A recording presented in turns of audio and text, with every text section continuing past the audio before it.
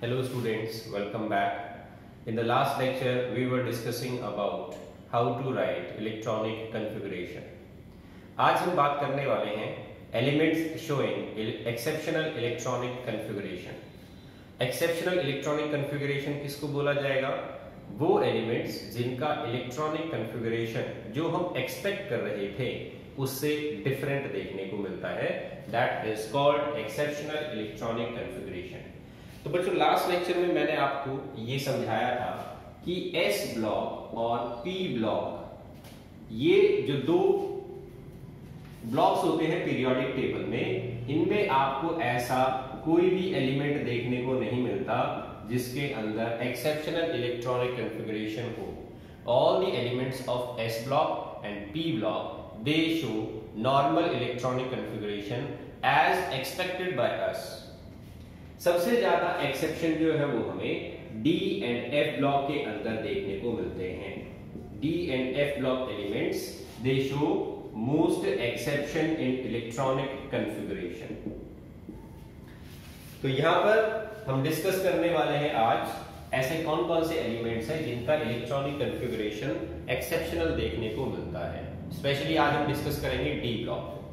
तो बच्चों ये टॉपिक इसलिए जरूरी है क्योंकि आप नीट के पेपर्स और इवन इनफैक्ट कई बार आईआईटी के पेपर्स उठा के देखेंगे लास्ट ईयर के, तो उसमें आपको कई बार ऐसा क्वेश्चन देखने को मिलेगा जिसमें एलिमेंट का इलेक्ट्रॉनिक कॉन्फ़िगरेशन आपको आइडेंटिफाई करने के लिए बोला जाता है. तो ये एलिमेंट्स जो मोस्टली दिए जाते हैं इस टाइप के क्वेश्चंस में, उनका इलेक्ट्रॉनिक कॉन्फ़िगरेशन एक्सेप्शनल होता है. एक्सेप्शनल एलिमेंट्स को ज्यादातर पूछा जाता है ऐसे क्वेश्चंस के अंदर. तो हम शुरुआत करते हैं डी ब्लॉक एलिमेंट्स की. डी ब्लॉक एलिमेंट्स जो हैं इनको हम चार सीरीज में डिवाइड करते हैं. इनको हम चार सीरीज से डिनोट करते हैं. सबसे पहली आती है, this is called first series. First series के अंदर कौन कौन से एलिमेंट्स होते हैं? Scandium, titanium, vanadium, chromium, manganese, iron, cobalt, nickel, copper and zinc. ये एलिमेंट्स हैं फर्स्ट सीरीज में. सेकंड सीरीज जो होती है इसके अंदर एलिमेंट होते हैं yttrium, zirconium, niobium, molybdenum, technetium, ruthenium, rhodium, palladium, silver, cadmium. तो ये हो गई हमारी सेकंड सीरीज. पहले हम फर्स्ट सीरीज जो है इसका सभी एलिमेंट्स का इलेक्ट्रॉनिक कॉन्फ़िगरेशन लिख के देखते हैं और ये देखते हैं कि किसका एक्सेप्शनल इलेक्ट्रॉनिक कॉन्फ़िगरेशन आएगा.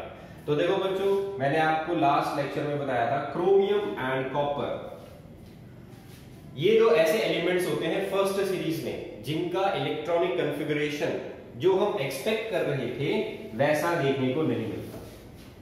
स्कैंडियम का एटॉमिक नंबर 21 होता है, 22, 23, 24, 25, 26, 27, 28, 29 एंड 30. तो जब आप 24 एटॉमिक नंबर इसके अंदर 24 इलेक्ट्रॉन्स को फिल करेंगे by following the rules to write electronic configuration, तो यहां पर मैं आपको एक्सपेक्टेड कॉन्फ़िगरेशन जो आना चाहिए था वो लिख देता हूं. क्रोमियम के केस में एक्सपेक्टेड कॉन्फ़िगरेशन जो होता है हमारा वो ये आना चाहिए था. Atomic number is 24 and configuration should be 1s2, 2s2, 2p6, 3s2, 3p6, 4s2, 3d4. ये एक्सपेक्टेड कॉन्फ़िगरेशन था जो आना चाहिए था. लेकिन जब हम इसका इलेक्ट्रॉनिक कॉन्फ़िगरेशन जो देखते हैं तो हमें यह पता चलता है कि यहां पर configuration 1s2, 2s2, 2p6, 3s2, 3p6, 4s1 and 3d5 ये कॉन्फ़िगरेशन होता है. तो ये कॉन्फ़िगरेशन क्यों आया था? इसके पीछे हमारे half filled and fully filled electronic configuration, fully filled electronic configuration की स्टेबिलिटी रीजन होता है। तो लास्ट लेक्चर में आपको ये समझाया था कि हाफ फिल्ड कॉन्फ़िगरेशन अगर है या फिर फुल्ली फिल्ड इलेक्ट्रॉनिक कॉन्फ़िगरेशन अगर है तो एक सिमेट्रिक डिस्ट्रीब्यूशन हमें देखने को मिलता है इलेक्ट्रॉन्स का, और साथ साथ एक्सचेंज एनर्जी भी जो है वो क्या हो जाती है, इंक्रीज हो जाती है। एक्सचेंज एनर्जी बढ़ेगी तो स्टेबिलिटी जो है वो बढ़ जाएगी, और इस वजह से हाफ फिल्ड और फुल्ली फिल्ड कॉन्फ़िगरेशन ज्यादा स्टेबल होते हैं। डी में आपके पास अगर 5 इलेक्ट्रॉन है तो वो हाफ फिल्ड स्टेट होगी।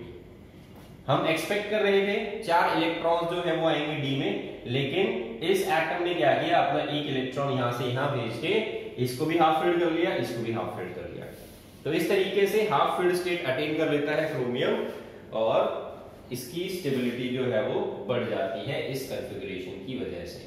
तो chromium exceptional electronic configuration show करता है due to this extra stability gained by it. इसके बाद आता है कॉपर। कॉपर का एटॉमिक नंबर होता है 29। इसका कॉन्फ़िगरेशन अगर आप एक्सपेक्ट जो कर रहे थे उसको देखेंगे, 1s2 2s2 2 पे 6, 3s2 3 पे 6, 4s2 3d9। ये कॉन्फ़िगरेशन एक्सपेक्टेड था। जब 29 एटॉमिक नंबर रहेगा तब ये आना चाहिए, लेकिन जो हम कॉन्फ़िगरेशन एक्चुअल में देखते हैं कॉपर का, 1s2 2s2 2 पे 6, 3s2 3 पे 6, 4s1 एंड 3d10। तो ये कॉन्फ़िगरेशन आ जाता है कॉपर के केस में। अब यहां पर भी क्या हुआ, यहां पर d10 d ऑर्बिटल जो है वो कंप्लीटली फिल्ड हो गया। तो d ऑर्बिटल कंप्लीटली फिल्ड हो गया, s ऑर्बिटल जो है वो हाफ फिल्ड है। इस वजह से जो है वो यहां पर एक एक्स्ट्रा स्टेबिलिटी फैक्टर आ जाता है इस कॉन्फ़िगरेशन के अंदर, जबकि इस कॉन्फ़िगरेशन में ऐसा नहीं था। ये d ऑर्बिटल यहां पर ना तो ये हाफ फिल्ड है ना ये कंप्लीटली फिल्ड है, तो यहां पर आपकी स्टेबिलिटी कम है, यहां पर स्टेबिलिटी ज्यादा है। इस वजह से कॉपर एक्सेप्शनल कॉन्फ़िगरेशन शो करता है। तो फर्स्ट सीरीज के अंदर chromium and copper they show exceptional electronic configuration. इसके बाद हम चलते हैं बच्चों सेकंड सीरीज पे। सेकंड सीरीज जो है इसके अंदर कौन कौन से elements exceptional electronic configuration show करते हैं, तो आइए देखते हैं।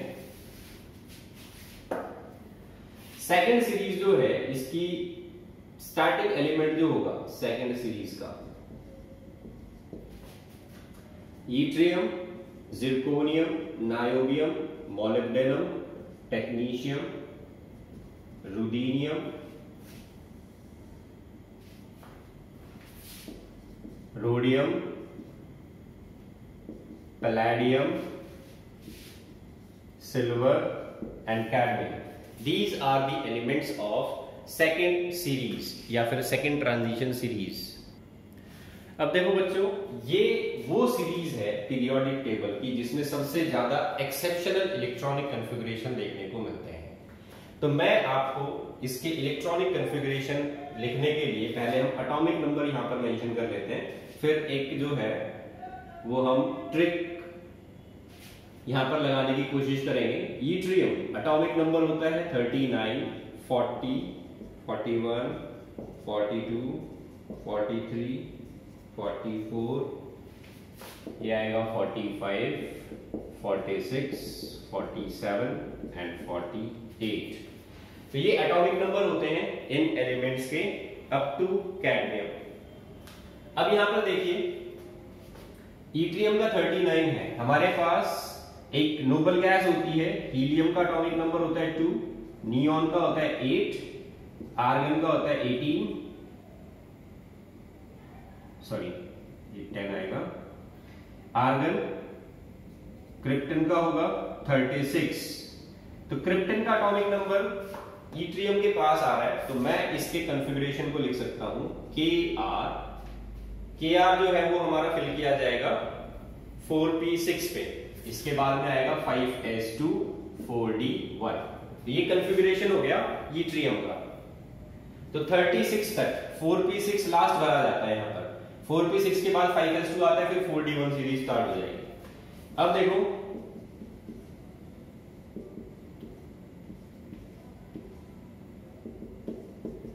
इसका कॉन्फ़िगरेशन जब हम लिखते हैं तो मैं आपको डी के अंदर जो इलेक्ट्रॉन्स होते हैं इसके लिए एक नंबर बता रहा हूं।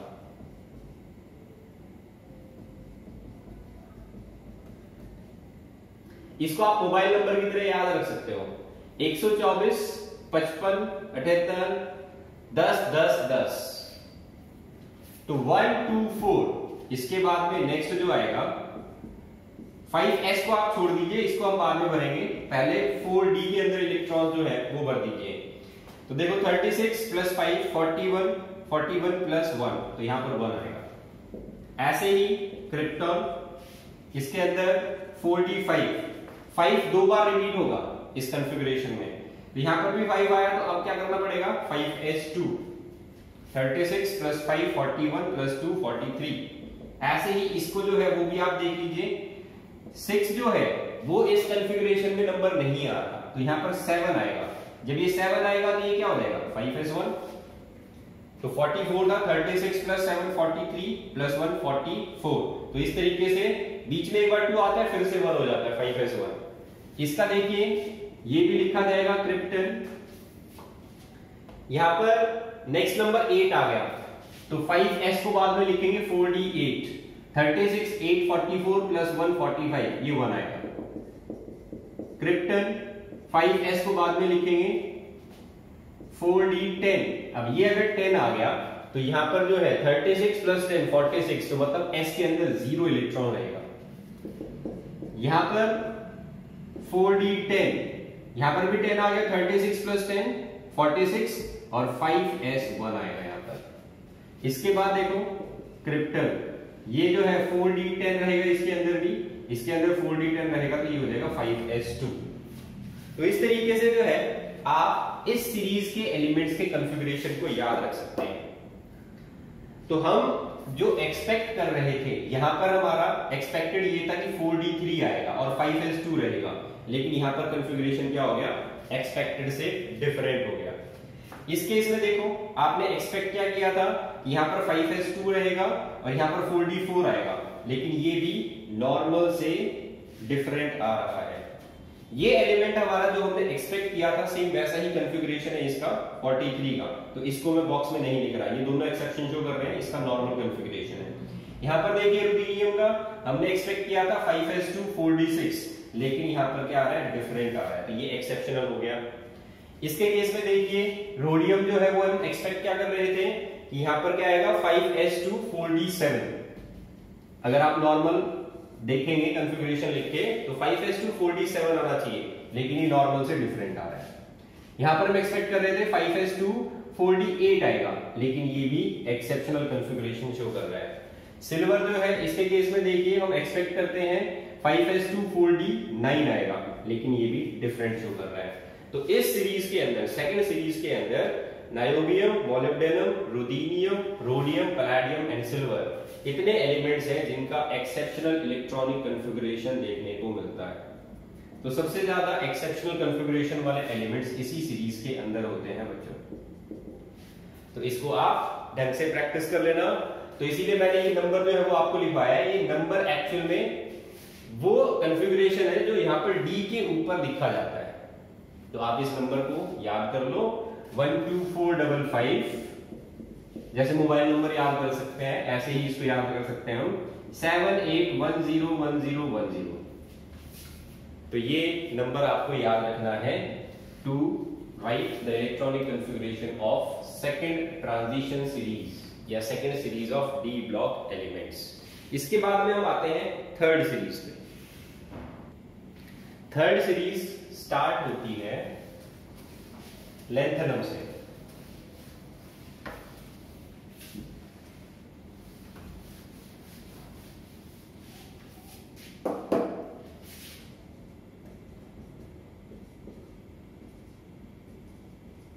Lanthanum, hafnium, tantalum, tungsten, rhenium, osmium,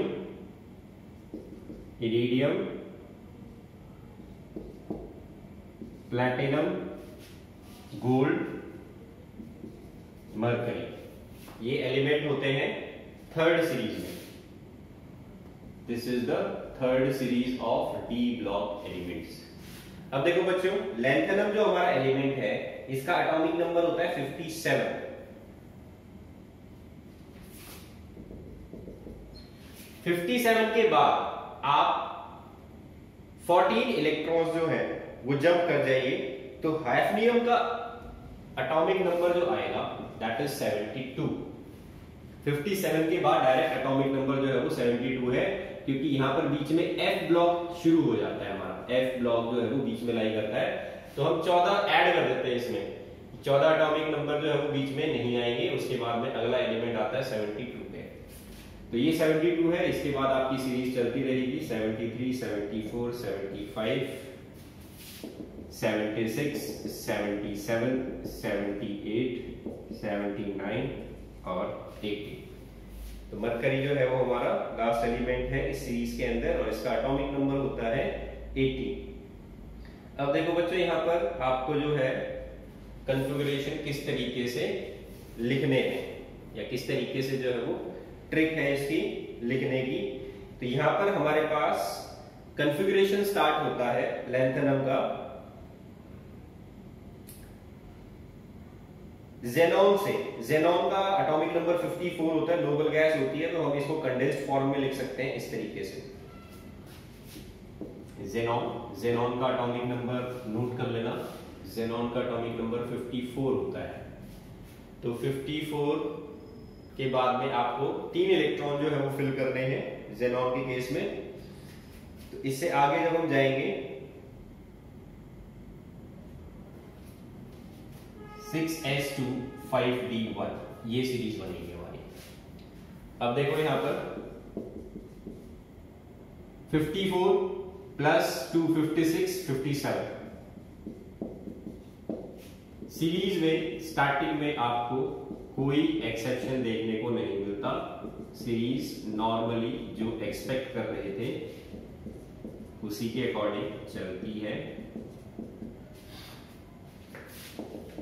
xenon 6s2 5d6, xenon 6s2 5d7। अब यहां पर एक्सेप्शन आ जाता है प्लैटिनम। इस कॉन्फ़िगरेशन को जब हम लिखते हैं तो यहां पर 6d8 नंबर नहीं आता। और एक और चीज, इससे अगला जो एलिमेंट है, सॉरी ये 5d है, 5d10, और ये हो जाएगा ज़ेनॉन 6s2 5d10। तो देखो बच्चों, यहां तक आपकी सीरीज जो एक्सपेक्ट कर रहे थे उसी के अकॉर्डिंग चलती है, यहां तक कोई एक्सेप्शन नहीं आता। ये एलिमेंट पहला एक्सेप्शन शो करता है यहां पर प्लैटिनम। इसका एक इलेक्ट्रॉन जो है वो चला जाता है इसमें।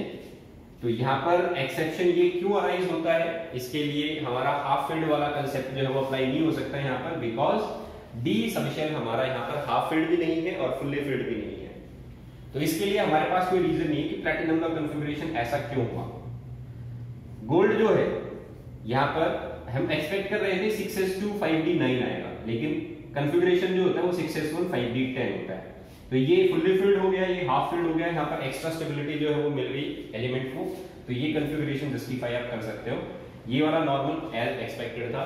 तो इस सीरीज के अंदर क्या एक्सेप्शन देखने को मिलता है, इस सीरीज के अंदर हमें ये देखने को मिलता है कि D8 configuration is not present. इसके अलावा जो है वो सारे नंबर्स रहेंगे। और एक और चीज, D10 जो है वो 2 बार रिपीट होता है इस कॉन्फ़िगरेशन में। तो D10 याद रख लेना आपका 2 बार आएगा। तो ये सीरीज जो है वो इस तरीके से आप याद रख सकते हो कि D8 नहीं होता इस सीरीज के अंदर। अब हम आ जाते हैं लास्ट सीरीज पे। लास्ट सीरीज जो है वो सबसे इजी है याद रखने में, और इसके अंदर कोई एक्सेप्शन नहीं होता। तो क्योंकि एक्सेप्शन नहीं है तो इसके कॉन्फ़िगरेशन जो है वो एज एक्सपेक्टेड, जो हम एक्सपेक्ट कर रहे थे वही हमें देखने को मिलते हैं। तो इस वजह से मैं लास्ट सीरीज जो है वो यहां पर नहीं लिखा, क्योंकि हम एक्सेप्शनल इलेक्ट्रॉनिक कॉन्फ़िगरेशन की बात कर रहे हैं। तो अब हमने कौन कौन से कॉन्फ़िगरेशन देखे। डी ब्लॉक एलिमेंट में सबसे पहली सीरीज जो थी, इसके अंदर क्रोमियम और कॉपर, इन दो का कॉन्फ़िगरेशन हमें एक्सेप्शनल देखने को मिलता है।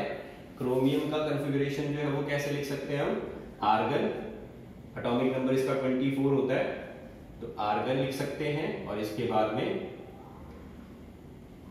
4s1 3d5, इसका argon 4s1 3d10। Second series जो है यट्रियम, जिरकोनियम, नायोबियम। नायोबियम पे हमारा पहला एक्सेप्शनल इलेक्ट्रॉनिक कॉन्फ़िगरेशन आ गया था। आर्गन के बाद कौन सी गैस आती है? क्रिप्टन। और यहां पर कॉन्फ़िगरेशन कौन सा देखने को मिलता है? ये 3D था तो यहां पर 4D शुरू हो जाएगा, और यहां पर आना क्या चाहिए था? यहां पर 3 नहीं आता, 4 आ जाता है डायरेक्टली। इससे पहले आप क्या भरोगे? 5s, तो 4D से पहले 5s भरोगे, कितना रहेगा? 1। तो ये हो गया नायोबियम का। नायोबियम से अगला एलिमेंट एक्सेप्शनल जो शो करता है वो कौन सा था? मोलिब्डेनम। कॉन्फ़िगरेशन क्या हो जाता है इसका? इसका कॉन्फ़िगरेशन हो जाता है 5s1 4d5। इसके बाद में बीच में टेक्नीशियम आता है जिसका एज एक्सपेक्टेड कॉन्फ़िगरेशन रहता है, तो उसको हम नहीं लिख रहे यहां पर। इसके बाद में नेक्स्ट जो आता है वो रुदीनियम एलिमेंट होता है। इलेक्ट्रॉनिक कॉन्फ़िगरेशन क्या लिखा जाता है इसका? तो आपको मैंने नंबर याद कराया था 7। तो जब 7 आएगा यहां पर तो ये 1 हो जाएगा। Next is rhodium. इसका कॉन्फ़िगरेशन आप जब देखेंगे तो 5s1 3d8 ये आ जाएगा।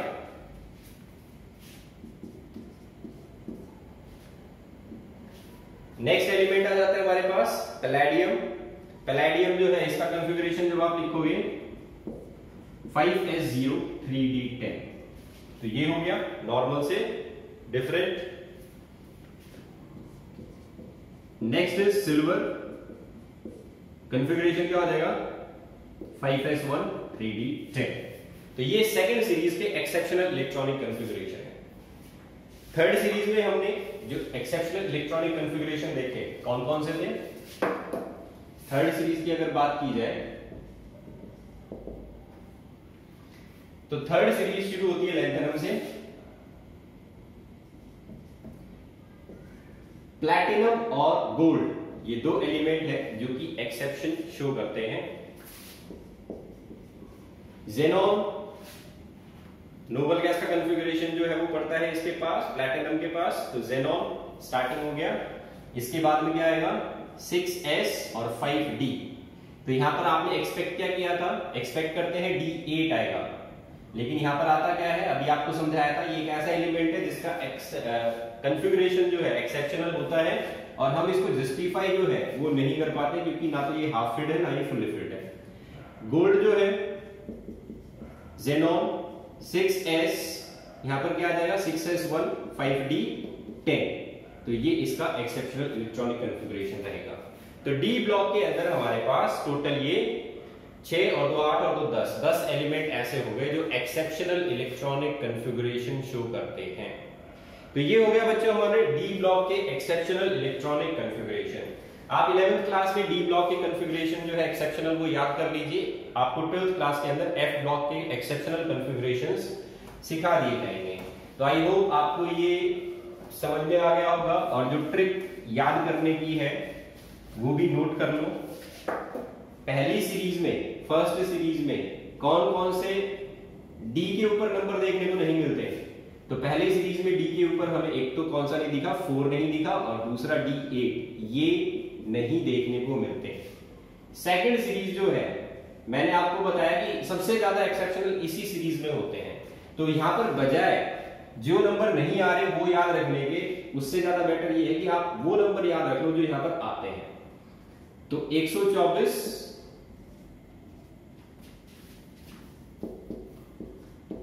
55 7 8 10 10 10। तो नंबर है 124 55 78 10 10 10। एक मोबाइल नंबर की तरह याद करना पड़ेगा इस कॉन्फ़िगरेशन को।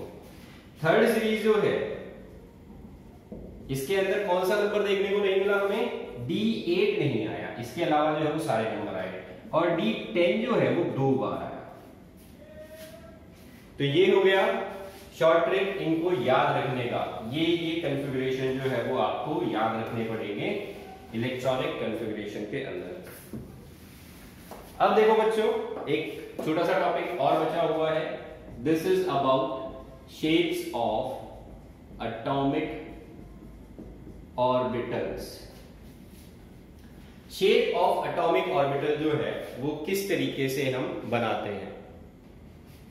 तो यहां पर ऑर्बिटल वर्ड जो है वो आपको बताया गया था। ऑर्बिटल का मतलब क्या होता है? It is the 3 dimensional space around the nucleus where probability of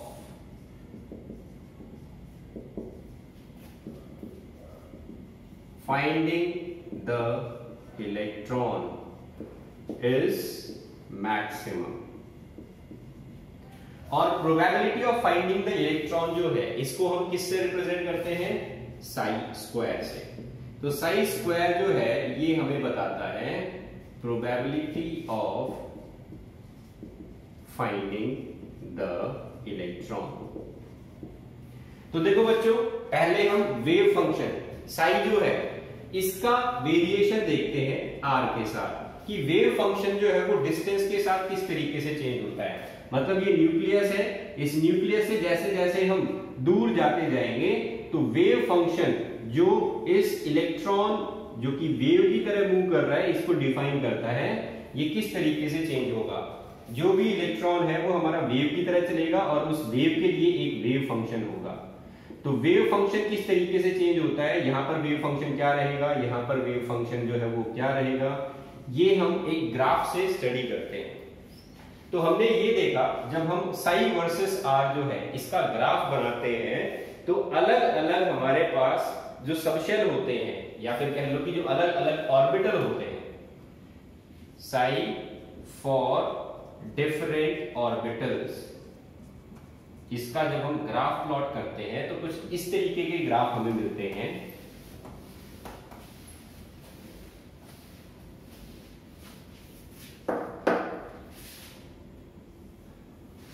Sai versus r. तो ग्राफ हम बना रहे हैं यहां पर 1s ऑर्बिटल का। तो देखो, जब 1s ऑर्बिटल के लिए साई वर्सेस आर का ग्राफ बनता है तो इसकी वैल्यू कुछ इस तरीके से चेंज होती है। जब 2s के लिए ग्राफ बनाओगे तो इसकी वैल्यू जो है वो कुछ इस तरीके से चेंज होगी।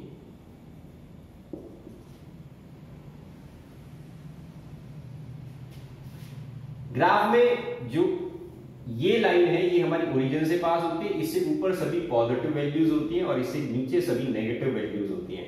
तो वेव फंक्शन जो है वो हमारा पॉजिटिव भी हो सकता है, नेगेटिव भी। तो ये जो पॉइंट है जो इस ओरिजिन वाले एक्सिस से, एक्स एक्सिस से पास हो रहा है, इससे ऊपर पॉजिटिव और इससे नीचे जो है वो नेगेटिव पोर्शन है इस ग्राफ का। ये बात आपको ध्यान रखनी है।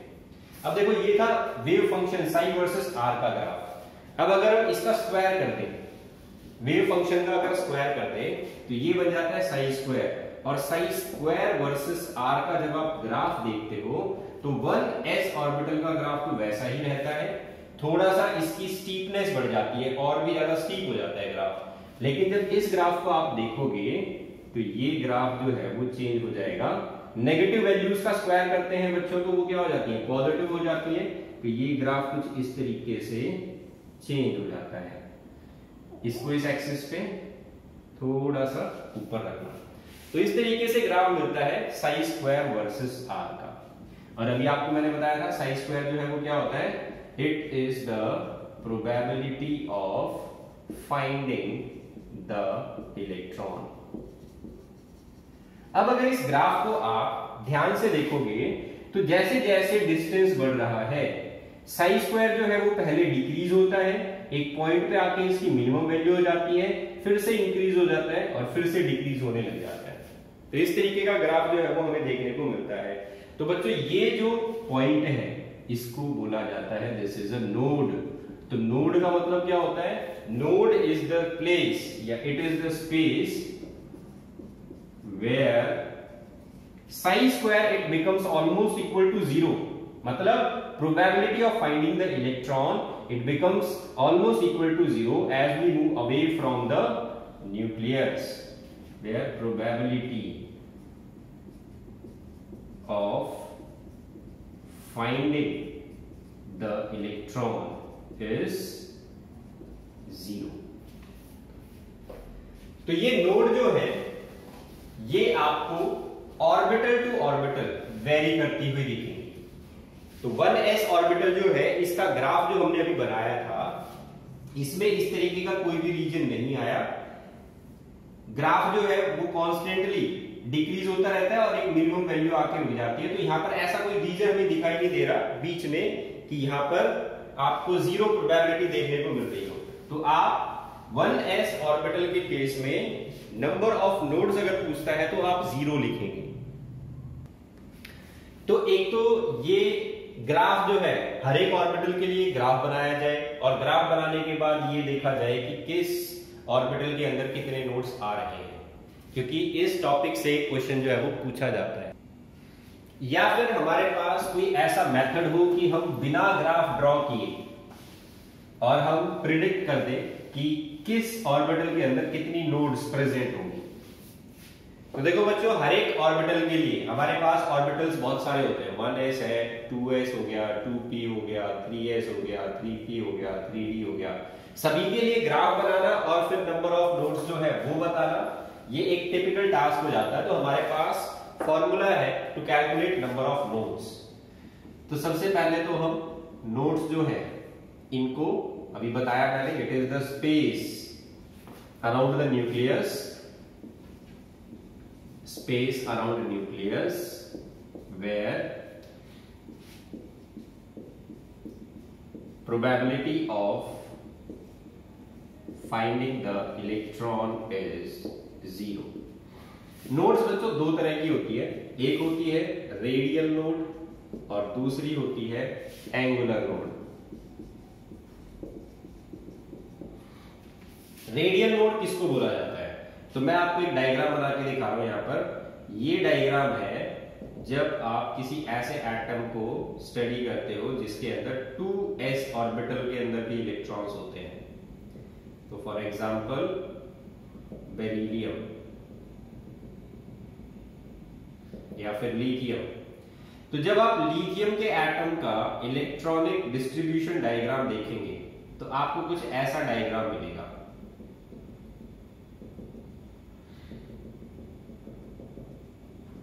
इस डायग्राम में आपको दो डॉटेड रीजन दिखाई देंगे। एक तो वो डॉटेड रीजन जो न्यूक्लियस के बहुत ज्यादा क्लोज था, पास था, जैसे कि ये वाला रीजन।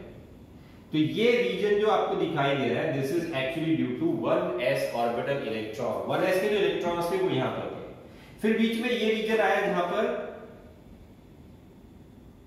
कोई भी इलेक्ट्रॉन, कोई भी डॉट दिखाई नहीं दे रहा।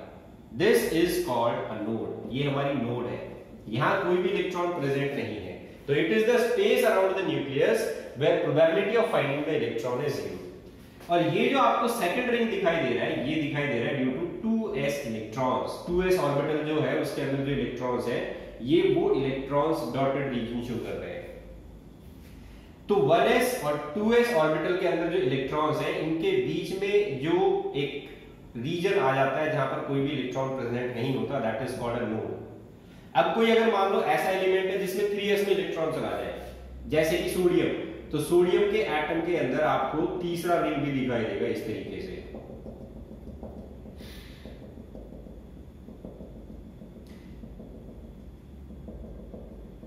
तो तीसरे रिंग को जब आप ड्रॉ करोगे तो आपको अब कितने नोड्स दिखाई दे रहे हैं इस डायग्राम के अंदर?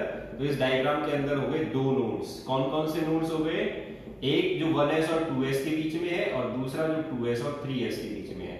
तो ये वो रीजन है जहां पर इलेक्ट्रॉन मिलने की संभावना बहुत कम है। So these are called nodes. तो ये हमारा सेकंड नोड आ गया। तो अब देखो, इस तरीके से सभी ऑर्बिटल्स के डायग्राम बना के और फिर ये पता लगाना कि भाई कितने नोड्स होंगे किसी भी ऑर्बिटल के अंदर, उससे ज्यादा बेटर हमारे पास ये एक मेथड होता है कि हम रेडियल नोड्स अगर निकाल रहे हैं तो n माइनस l माइनस 1 ये फॉर्मूला यूज कर लें। This is the formula to calculate number of radial nodes. इसको रेडियल नोड बोला जा रहा है। क्यों बोला जा रहा है? जब आप रेडियस चेंज करते हो तो यहां से लेके यहां तक इतने रेडियस रीजन में एक नोड प्रेजेंट है, लेकिन अगर मैं इतने रेडियस रीजन में चला जाऊं तो नोड जो है वो चेंज हो जाती है। तो रेडियस चेंज करने पर नोड चेंज हो रही है, that is why this is called radial node. एक सर्कुलर रीजन हो गया न्यूक्लियस के चारों तरफ जहां इलेक्ट्रॉन मिलने की संभावना कम होगी, तो इसको रेडियल नोड बोलेंगे और इसको कैलकुलेट करने का फॉर्मूला है n माइनस l माइनस 1। अब देखो हम अप्लाई करते हैं। हमें दिखाई दे रहा है कि न्यूक्लियस के just close 1s orbital present है। 1s ऑर्बिटल में कितनी नोड्स होंगी? तो यहां पर आप कैलकुलेट करोगे इस फॉर्मूला के अकॉर्डिंग। n की वैल्यू 1 है, l की वैल्यू 0 है, तो यहां पर आप फॉर्मूले में पुट करो 1 minus 0 minus 1 that is equal to 0। तो न्यूक्लियस और 1s ऑर्बिटल के बीच में आपको कोई भी ऐसा रीजन दिखाई नहीं दे रहा जहां पर इलेक्ट्रॉन ना हो, तो इस वजह से यहां पर 0 नोड आ रही है। अगर हम इस 2s ऑर्बिटल के इलेक्ट्रॉन के लिए देखें कि 2s ऑर्बिटल में अगर कोई इलेक्ट्रॉन है तो उसके और न्यूक्लियस के बीच में कितनी नोड्स आएंगी? तो देखो n की वैल्यू हो गई 2, l की वैल्यू 0, फॉर्मूले में पुट करेंगे 2 माइनस 0 माइनस 1 दैट इज 1, एक नोड आएगी। तो आप देख रहे हो यहाँ पर ये न्यूक्लियस है और ये 2s ऑर्बिटल है हमारा, इसका इलेक्ट्रॉन। तो 2s ऑर्बिटल और न्यूक्लियस के बीच में क्या आ गया? एक नोड आ चुकी है। तो ये रेडियल नोड निकालने का फॉर्मूला हो गया। अगर आप 3s ऑर्बिटल जो है, जो कि ये हमारा सोडियम का हमने बाद में बनाया, इसके लिए नोड जो है वो कैलकुलेट करते हो तो वो कैसे आएगी? तो 3s, n की वैल्यू 3, l की वैल्यू 0, तो 3 माइनस 0 माइनस 1 दैट इज 2। दो रेडियल नोड्स आएंगी 3s ऑर्बिटल के अंदर जो भी इलेक्ट्रॉन जाएगा उसके केस में। तो इस तरीके से बच्चों हम रेडियल नोड्स निकाल लेते हैं। किसी भी ऑर्बिटल में कितने रेडियल नोड्स होंगे that can be calculated by using this formula. अब बात करते हैं एंगुलर नोड की। एंगुलर नोड जो है वो किसको बोला जाता है? तो देखो हमारे पास p ऑर्बिटल्स होते हैं। p ऑर्बिटल्स कैसे होते हैं? डायरेक्शनल। तो जैसे कि मैं ये वाला p ऑर्बिटल जो है वो बना रहा हूं, py, ये y एक्सिस, तो दिस इज py ऑर्बिटल। तो सपोज ये 2py ऑर्बिटल है हमारा। अब देखो आप यहां से स्टार्ट करो, यहां से मूव करना स्टार्ट करो x एक्सिस से, this is our x axis. हम इधर मूव कर रहे हैं, मतलब हमारा एंगल चेंज हो रहा है। तो जब एंगल चेंज हो रहा है तो एक ऐसा रीजन आता है जहां पर इलेक्ट्रॉन मिलने की संभावना सबसे ज्यादा है। ये शेप जो बनाई है ये इलेक्ट्रॉन प्रोबेबिलिटी की वजह से बनती है, यहां इलेक्ट्रॉन पाए जाते हैं। तो जब मैं 90 डिग्री के एंगल पे पहुंचता हूं तो इलेक्ट्रॉन मिलने की संभावना बढ़ जाती है। 0 डिग्री पे था तो इलेक्ट्रॉन मिलने की संभावना 0 थी। फिर मैं 180 डिग्री पे जब पहुंचा तो इलेक्ट्रॉन मिलने की संभावना फिर से 0 हो गई। फिर जब 270 पे पहुंचा तो फिर से इलेक्ट्रॉन मिलने की संभावना बढ़ गई। फिर जब 360 पे पहुंचे तो इलेक्ट्रॉन मिलने की संभावना फिर से क्या हो गई? 0 हो गई। तो मतलब क्या हुआ? जब हम एंगल चेंज कर रहे हैं हमारा, तो इलेक्ट्रॉन मिलने की प्रोबेबिलिटी इंक्रीज हो रही है, डिक्रीज हो रही है। तो ये जो दो पॉइंट्स आए, these are called angular nodes. तो ये एंगुलर नोड एक ही प्लेन में प्रेजेंट है, तो इनको हम बोलते हैं these are called angular nodes. Angular nodes वो होती हैं जो एंगल चेंज करने पर हमें दिखाई देती हैं। ऐसी जगह, ऐसा रीजन जो एंगल चेंज करने पर आपको 0 प्रोबेबिलिटी देता है, that is called angular node. अब देखते हैं एंगुलर नोड निकालने का फॉर्मूला क्या होता है। एंगुलर नोड निकालने के लिए फॉर्मूला होता है n, number of angular node is equal to l of p orbital. तो अगर तुम्हारे पास मान लो p ऑर्बिटल है तो p ऑर्बिटल के लिए l की वैल्यू क्या होती है? 1। तो एक एंगुलर नोड रहेगी किसी भी p ऑर्बिटल के अंदर। d ऑर्बिटल अगर है तो d ऑर्बिटल के अंदर क्या आएगा? l की वैल्यू 2 हो जाएगी, और l की वैल्यू 2 होगी, इसका मतलब 2 एंगुलर नोड्स होंगी d ऑर्बिटल में। तो कैसे प्रूव करोगे? ये p ऑर्बिटल आपको दिखाई दे रहा है, इसमें ये प्लेन है, ये प्लेन जो है ये एक नोड का काम कर रहा है। तो p ऑर्बिटल सारे के सारे ऐसे ही बनते हैं, डबल शेप। तो एक प्लेन ऐसा होता है जिसमें नोड प्रेजेंट होती है, इस वजह से एंगुलर नोड आगे 1। लेकिन d ऑर्बिटल को जब आप देखोगे तो d ऑर्बिटल कैसा होता है? डबल शेप, इस तरीके से बनाया जाता है। तो इसके अंदर दो प्लेन ऐसे हुए जहां पर इलेक्ट्रॉन मिलने की संभावना 0 होगी, ये वाली और ये वाली। तो तो इस वजह से L की वैल्यू 2। तो दो ऐसे प्लेन हो गए, मतलब दो एंगुलर नोड हो गए d ऑर्बिटल के अंदर जो भी इलेक्ट्रॉन जाएगा उसके लिए। अगर s ऑर्बिटल के लिए पूछे एंगुलर नोड कितनी है, तो s ऑर्बिटल कैसा होता है, स्फेरिकल, L की वैल्यू क्या होती है 0, तो s ऑर्बिटल में एक भी एंगुलर नोड नहीं होती। तो ये रेडियल नोड निकालने का फॉर्मूला हो गया n minus l minus 1, angular node निकालने का फॉर्मूला हो गया l। और अगर क्वेश्चन तुमसे ये पूछ लिया जाए कि calculate the total number of nodes, calculate the total number of nodes, तो इन दोनों को ऐड कर दो। Total number of nodes is equal to radial nodes plus angular nodes. Radial node का फॉर्मूला क्या है, n minus l minus 1, angular node क्या थी l, l से l कैंसिल, फॉर्मूला बन गया n माइनस 1। तो टोटल नंबर ऑफ नोड्स आप निकाल सकते हैं इस तरीके से। अब देखो एक क्वेश्चन बता देता हूं, calculate total number of nodes in 3D orbital. तो यहां पर n की वैल्यू हमें दिखाई दे रही है 3 है, l की वैल्यू दिखाई दे रही है 2 है। हमारे पास फॉर्मूला क्या होता है टोटल नंबर ऑफ नोड्स का, total number of nodes is equal to n minus 1 that is 3 minus 1 that is equal to 2। अगर पूछता है इसमें एंगुलर नोड बताइए कितनी होगी, एंगुलर नोड, तो कैसे निकालेंगे, एंगुलर नोड का फॉर्मूला होता है n minus l minus 1 that is 3 minus 2 minus 1 0।